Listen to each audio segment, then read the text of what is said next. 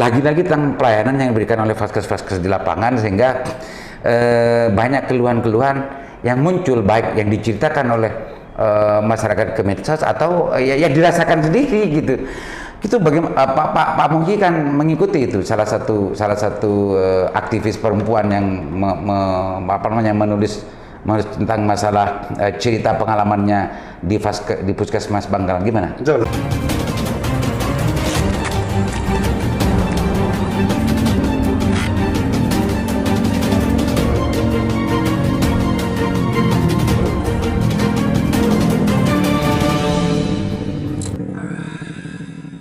Assalamualaikum warahmatullahi wabarakatuh. Kembali bersama saya Aliman Haris di acara Sana Sana Pemirsa. Hari ini kita akan ulas dan juga evaluasi terkait dengan pelaksanaan UHC di Kabupaten Bangkalan bersama orang yang selama ini memang mendorong, membackup, mengawal bagaimana UHC di Kabupaten Bangkalan ini betul-betul ditetapkan dan dilaksanakan. Sampai hari ini kurang lebih sudah setengah bulanan lebih. Hitungan pastinya saya tidak ngitung pemirsa. Kita ulas bersama. Assalamualaikum Pak Muhyi. Waalaikumsalam warahmatullahi wabarakatuh. Pak Ketua DKR, setelah Pak Bupati mengumumkan, mendeklarasikan pelaksanaan UHC di Kabupaten Bangkalan kan banyak respon dan ucapan selamat dari banyak pihak terkait dengan urusan bagaimana vaskes-vaskes di Kabupaten Bangkalan ini mempromosikan dan menginformasikan bahwa seluruh vaskes di Kabupaten Bangkalan khususnya yang ada di bawah naungan pemerintah daerah dan yang berkaitan dengan BPJS serentak menginformasikan bahwa vaskes itu sudah siap untuk melaksanakan UHC. Gimana perjalanan UHC dari Dakdak sampai hari ini, pantauan yang dilakukan oleh DKR? Jadi artinya alhamdulillah program UHC ini sudah dideklarasikan oleh Bupati Bangkalan dan kami ucapkan terima kasih yang sebesar-besarnya atas deklarasi tersebut. Pantauan kami semenjak dideklarasikan tanggal 18 Oktober kemarin, alhamdulillah masyarakat sudah banyak terbantu dengan adanya program UHC ini. Walaupun secara teknis masih banyak masyarakat yang kebingungan, itu memang menjadi hal yang lumrah karena ini merupakan hal baru dan memang sudah kita prediksi dari awal bahwa masyarakat sangat antusias sekali untuk obat bagi yang sakit karena memang gratis untuk masyarakat yang beridentitas Bangkalan. Pak Ketua, catatannya apa saja yang ada keluhan dari masyarakat yang dipantau oleh DKR? Jadi beberapa hal teknis yang mungkin perlu diperbaiki ke depan karena memang ini merupakan hal baru yang memang perlu terus ada pembenahan dan evaluasi terkait dengan antrian, terus data kependudukan masyarakat yang belum online sehingga akhirnya masyarakat sering terjadi miss di fasilitas kesehatan, terus asumsi masyarakat yang kurang tepat sehingga akhirnya sering terjadi crash di fasilitas kesehatan. Sebagai salah satu contohnya, misalnya mereka berpikir bahwa UHC ini adalah program yang berbeda dengan BPJS. Maka dari itu perlu saya tegaskan dan perlu saya terangkan bahwa UHC itu adalah BPJS. Jadi nantinya masyarakat yang belum terdaftar di BPJS dan mereka sakit, mereka bisa menggunakan UHC ini yang nantinya oleh pemerintah daerah itu akan didaftarkan BPJS kelas 3, termasuk kelas 3 yang PBI, penerima bantuan iuran dari daerah. Pak Ketua, bukankah itu justru sudah dikampanyekan dan juga dijelaskan oleh pemerintah daerah bahwa penduduk Kabupaten Bangkalan yang berKTP Kabupaten Bangkalan jangan susah-susah dalam macamnya, tinggal menunjukkan KTP. Nah, dalam konteks ini kok ada kecenderungan Pak Ketua justru masih membebankan kepada rakyat lagi. Rakyat masih harus ada kewajiban baru pada masyarakat untuk mendaftar atau yang lain-lain. Ini sebetulnya kan sudah menjadi tanggung jawab dan tugas dari pemerintah untuk memastikan data kependudukan itu betul-betul sudah ada di BPJS atau di Vaskes atau yang lain-lain. Ya, kan begitu. Betul. Jadi artinya bukan kewajiban, tetap identitas kependudukan itu akan bisa diinput ke sistem BPJS itu jika data kependudukan itu sudah online dan sudah valid. Gitu. Nah, kendala seperti ini sering terjadi. Data kependudukan itu belum online gitu loh. Nah, artinya Pak Ketua ingin mengatakan bahwa tugas ini mengonlinekan dan juga memasukkan seluruh data penduduk Bangkalan masuk ke dalam ke dalam dokumen itu belum selesai hari ini ya. Lah memang parsial, jadi ada yang memang sudah online, ada yang belum online karena kendala-kendala yang memang secara teknis itu berkaitan dengan data kependudukan. Nah, tapi dari Dinas Kependudukan sendiri sudah mensupport itu dengan pengonlinean secara online juga gitu loh. Ada link yang bisa diakses oleh masyarakat itu, misalnya di Vaskes itu ternyata belum online, tinggal di online kan saja lewat link itu juga sudah bisa online. Pak Ketua akan gini, Pak Dr. Farhad sebagai Sekretaris Dinas Kesehatan gitu ya, kan sempat menjelaskan bahwa sekarang SOP pelayanan di Vaskes dan rumah sakit itu awal pasien datang itu kalau hanya menunjukkan KTP dan petugas yang akan membantu untuk bagaimana tidak terjadi kerepotan semacam barusan yang diceritakan. Nah, itu yang sedang salah satu bagian evaluasi di situ. Jadi artinya kita berharap nanti pihak Vaskes ini yang memfasilitasi. Nah, ketika masyarakat ini belum online, jadi di Vaskes to Vaskes, nanti Vaskes ke Vaskes ini juga berkoordinasi. Misalnya salah satu masyarakat sakit nih bisa berkoordinasi dengan OPD terkait yaitu Dispenduk, sehingga akhirnya Vaskes yang mengonlinekan itu bukan masyarakat, karena masyarakat awam ini kan agak riwah dengan hal kayak gitu. Kalau masyarakatnya kan gini, bukan tuh pinginnya ya manusiawi lah, pingin cepat, pingin segera, pingin di nomor satukan dan segala macamnya, tidak ingin ribet, tidak ingin repot, tidak ingin muter-muter dan lain sebagainya. Dan itu pun juga dijanjikan oleh pemerintah daerah dengan program UHC ini. Artinya masyarakat nggak usah bingung karena petugas dan juga para nakes yang melayani pelaksanaan UHC ini akan membantu kan. Betul, gitu kan, itu tanda kuncinya lah. Ketika ada masyarakat yang hal-hal teknis yang terjadi di lapangan di Vaskes itu, pantauan dari DKR kan gara-gara belum terkoneksinya data yang sebelumnya belum terdaftar di dokumen apa namanya itu, jadi di dokumen database kependudukan Pak Ketua. Itu bagaimana kita harus menyalahkan masyarakatnya atau kita harus mendorong pemerintah daerah untuk bagaimana memastikan semua itu sudah selesai? Nah, ya, jadi artinya sebenarnya sederhana sekali hal seperti ini. Koordinasi Vaskes dengan Dispenduk ini harusnya bisa berjalan dengan baik sehingga masyarakat jika tidak online ini bisa dibantu, karena tidak semua masyarakat bisa mengakses link yang diberikan oleh Dispenduk itu untuk bisa mengonlinekan data kependudukannya. Ini menjadi satu atensi bahwa salah satu hal yang perlu dievaluasi dan diperbaiki ke depan ini agar masyarakat datang ke sana bawa KTP dan KK-nya misalnya cukup udah online, nanti dibantu oleh pihak gitu ya. Oke. Sebelum berlanjut tentang masalah teknis pelaksanaan UHC di Kota Bangkalan, alhamdulillah saya dapat endorse madu batar ini bisa diperoleh secara online dan offline. Kalau offline-nya di Tanah Merah dan beliau sebetulnya ownernya, dan alhamdulillah Sandasan dan di Karjati mendapatkan bayaran anugerah yang sangat luar biasa dari endorse ini.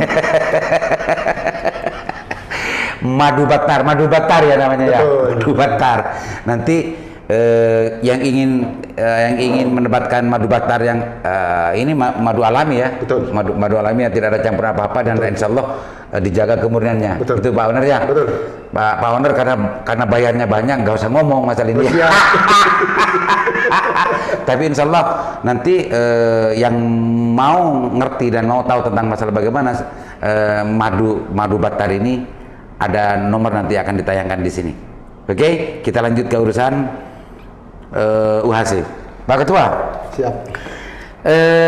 Kemarin sempat ramai juga di salah satu medsos dan yang lain-lain dan segala macam terkait dengan urusan pelayanan kesehatan, tidak dengan urusan UHC. UHC saya kira dalam konteks gratis dan tidaknya sudah tidak lagi menjadi problem dan persoalan. Betul. Yang dikeluhkan masyarakat, tapi ini memang pelayanan ini. Betul. Lagi-lagi tentang pelayanan yang diberikan oleh Vaskes di lapangan, sehingga banyak keluhan-keluhan yang muncul baik yang diceritakan oleh masyarakat ke medsos atau yang dirasakan sendiri gitu. Itu bagaimana Pak Mungki kan mengikuti itu salah satu aktivis perempuan yang menulis tentang masalah cerita pengalamannya di Puskesmas Bangkalan gimana? Betul. Jadi artinya terkait dengan pelayanan publik ini tentu kalau kita berharap sempurna itu tentu akan sulit sekali.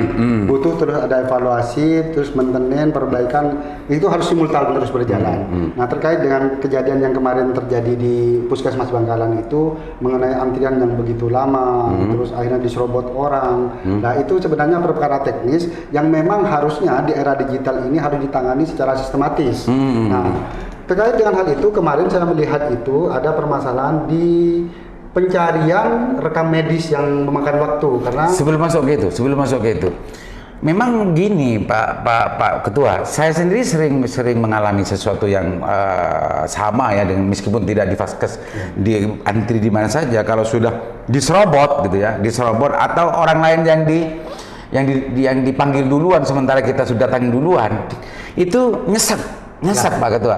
Kalau sake jen sake ini Pak Ketua. Lah ini bagaimana merespon masalah ini? Nah jadi gini dulu, ada permasalahan teknis yang perlu dipahami dulu oleh masyarakat bahwa kejadian seperti itu memang sering terjadi, tapi kita juga harus paham kondisi teknisnya dulu. Jadi memang pendaftaran, kalau yang ini yang saya pahami terkait dengan teknis di Vaskes ini seperti ini Pak. Poli itu di Vaskes itu kan ada banyak nih. Nah ada banyak, ada poli gigi, poli dalam, dan poli macam-macam.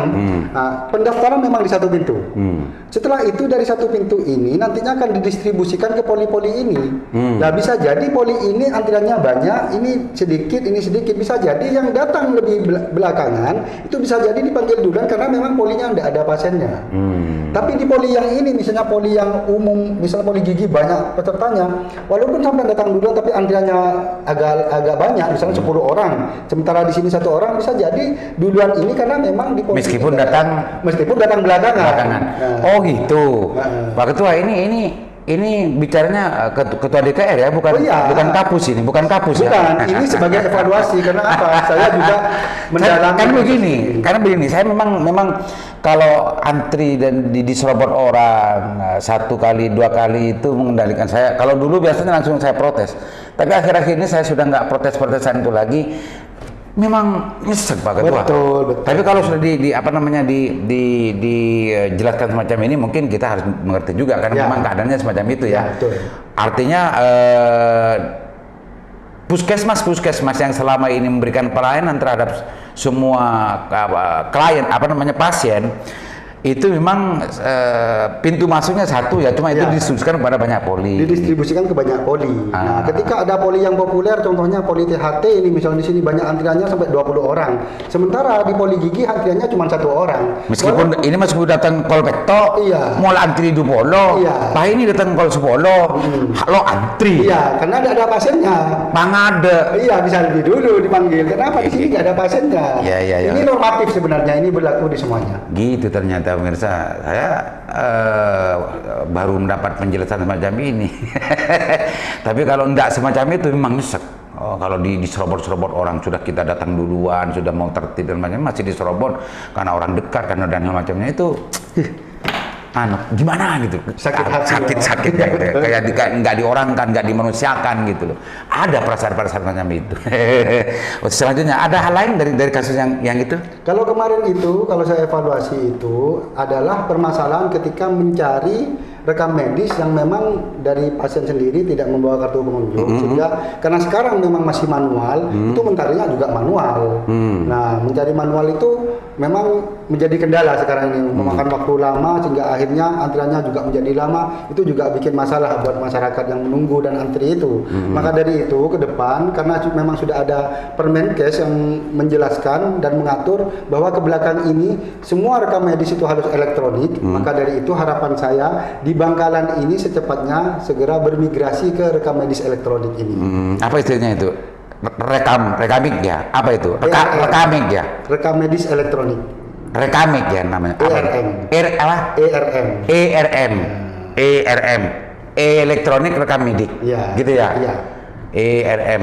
Biar tidak seperti itu. Tapi kalau saya melihat cerita itu dan juga penjelasan dari Puskesmas Kabupaten Bangkalan, akun Puskesmas Kabupaten Bangkalan,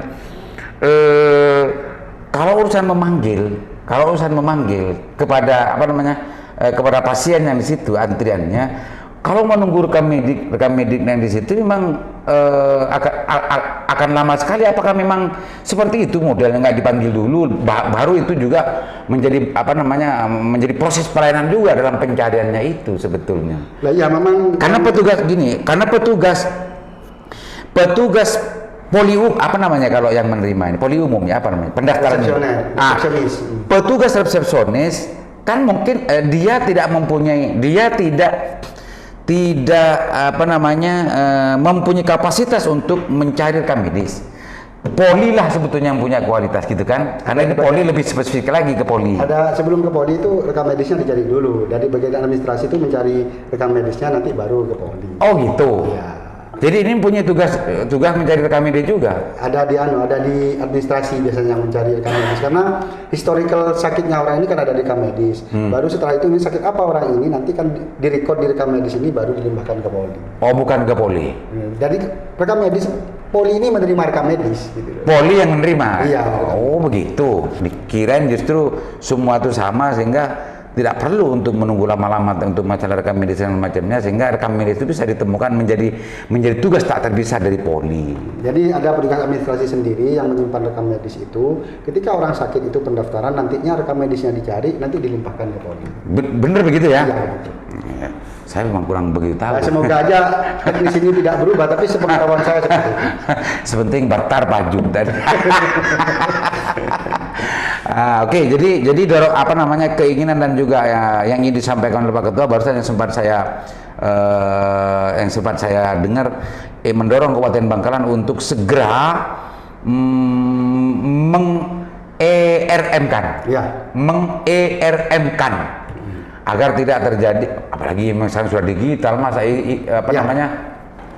bukan sesuatu yang mudah ya, bukan sesuatu yang sulit ya, kan. Era digital ini memang segala sesuatu memang harusnya sudah paperless, sudah nggak perlu kertas lagi udah. Iya. Pak Ketua, apa yang ingin disampaikan selain dari apa yang kita bahas hari ini setelah melihat perjalanan pelaksanaan UHC di Kabupaten Bangkalan? Harapan kita tetap di Vaskes yang terutama itu tetap memberikan edukasi dan bersabar atas antusiasme masyarakat Bangkalan yang mereka sangat antusias sekali dengan UHC ini. Nah, karena sesuai dengan prediksi masyarakat memang membeludak di vaskes-vaskes itu, bahkan kayak di rumah sakit sampai ruangan kelas 3-nya sampai kehabisan, bahkan sampai nambah lagi ruang kelas 3. Itu. Yang kedua, masyarakat sendiri diharapkan untuk bersabar. Dan kalau memang ada sesuatu yang miss di vaskes, itu segera komunikasikan. Koordinasi dengan petugas dengan sabar, dengan secara persuasif, agar dua belah pihak ini bisa sinkron dalam bekerja di pihak vaskes, masyarakat juga terlayani dengan baik gitu. Secara normatif apa yang disampaikan Pak Ketua ini sangat menyejukkan ya. Tapi di lapangan sering terjadi Pak Ketua. Artinya secara teknis lapangan sering kita mengalami. Memang secara prinsipnya Vaskes itu mempunyai kewajiban untuk melayani. Apalagi sekarang Vaskes-Vaskes di Kota Bangkalan dengan UHC ini semuanya sudah ditanggung oleh negara. Nah, dalam konteks kesadaran masalah tugas dan kewajiban dari masing-masing ini mestinya sama-sama bertanggung jawab gitu ya. Terkadang di lapangan di lapangan tugas dan pokok dan tanggung jawab itu sering diabaikan, sehingga salah satu pihak itu justru merasa tidak nyaman. Yang pasien terlalu lama menunggu dan seolah-olah diabaikan, itu akan menimbulkan perasaan tidak nyaman dan juga belis pasien. Di sisi yang lain, pasiennya sering tidak sabar ketika melihat tumpukan tugas dari petugas itu sangat luar biasa, dan tidak hanya pasien itu yang dilayani, dan terus ngomel-ngomel belis juga petugasnya kan gitu. Betul. Memang butuh sinergitas. Ya. Oke, hanya itu Pak Ketua yang saya sampaikan, tidak yang lain. Sementara itu dulu, nanti kita sambil jalan evaluasi. Masalah ini mau nggak apa-apa setengah menit sampaikan masalah ini. Ya, bahwa Batar ini adalah madu alami dan murni. Harapannya ini bisa berkembang karena ini adalah brand lokal dari Bangkalan dan satu-satunya usaha UMKM yang bergerak khusus di bidang permaduan. Nah, ini ada madu yang alami yang budidaya untuk madu akasia ini madu budidaya, sedangkan ini adalah madu liar, madu dorsata ini gitu. Itu aja ya. Siap. Nomornya sudah ada nanti ya, siapa yang dihubungi Siap. di sini.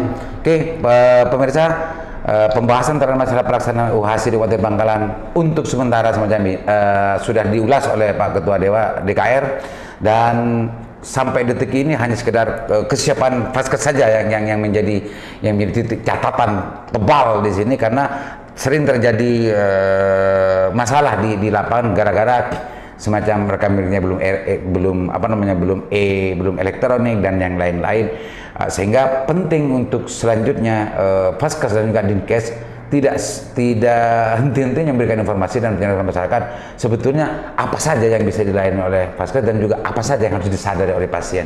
Assalamualaikum warahmatullahi wabarakatuh. Waalaikumsalam warahmatullahi wabarakatuh.